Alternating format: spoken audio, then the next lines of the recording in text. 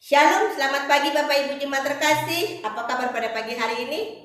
Kita bersyukur pagi hari ini kita boleh ada sebagaimana ada. Semua hanya karena anugerah Tuhan. Sebelum kita aktivitas, sama-sama kita belajar firman Tuhan.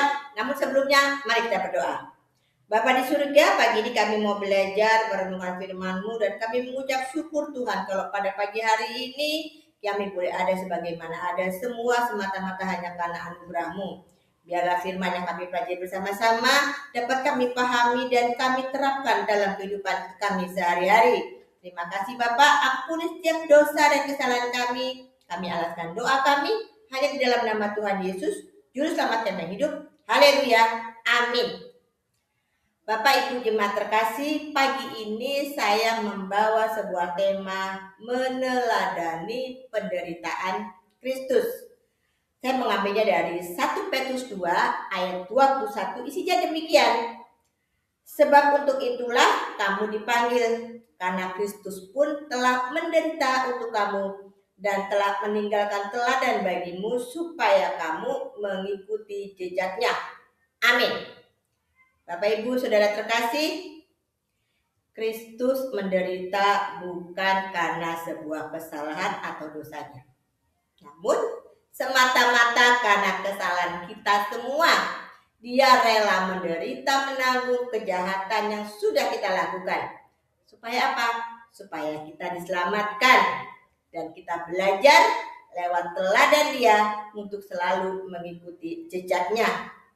Bapak Ibu Jemaat terkasih, penderitaan Kristus adalah sebuah teladan bagi kita semua dalam bagaimana kita menghadapi penderitaan itu secara benar, yaitu dengan tidak membalas kejahatan dengan kejahatan. Namun kita tetap sabar dan berserah pada kehendaknya. Jika kita pelajari lebih jauh, penderitaan Kristus menyatakan kasih-Nya sangat ajaib. Kerelaannya berkorban, kesetiaannya dalam bertugas, bahkan kerendahan hatinya. Itulah yang menjadi teladan bagi kita semua jika kita dipanggil untuk ikut jejaknya. Maka kita harus hidup dalam kasih, rela berkorban untuk sesama, hidup dalam kesetiaan kepada Tuhan dan sesama, dan yang utama kita harus rendah hati. Bapak Ibu Jemaat terkasih, apa saja contoh penderitaan Yesus? Jika kita membaca cerita bagaimana Tuhan Yesus sebelum disalibkan, di situ Dia dihina, diseret, ditampar, diejek, dipukul berulang-ulang kali. Tetapi Yesus tidak pernah melawan. Ketaatannya kepada kehendak Allah sebagai bentuk keteladanan sejati. Yesus juga memberikan teladan dalam hal ketaatan pada kehendak Allah. Sepanjang hidupnya Yesus selalu berusaha melakukan kehendak apa yang diinginkan oleh Bapaknya. Bahkan ketika hal tersebut membawa sebuah penderitaan.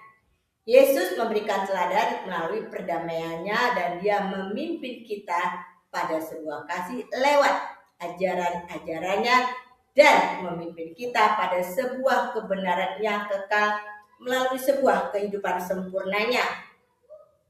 Dia akan memimpin kita ke jalan arti sebuah kepatuhan. Teladan terbesar yang pernah hidup di bumi adalah Tuhan Yesus, adalah Juru Selamat kita. Dan Dia adalah Yesus Kristus yang kekal selama-lamanya. Amin. Mari kita berdoa. Tuhan Yesus, terima kasih untuk rahmat-Mu yang baru setiap pagi. Ampuni setiap kelemahan kami. Ajar kami untuk selalu belajar patuh, taat seperti Aku ajarkan kepada kami. Ajar kami terus Tuhan untuk selalu belajar lewat keteladanan yang sudah Yesus berikan kepada kami. Ampuni setiap dosa kesalahan kami Bapa. Kami alaskan doa kami yang hanya di dalam nama Tuhan Yesus, Juru Selamat kami berdoa dan mengucap syukur. Haleluya, amin. Selamat pagi Bapak Ibu Jemaat terkasih. Selamat beraktivitas. Tuhan Yesus memberkati.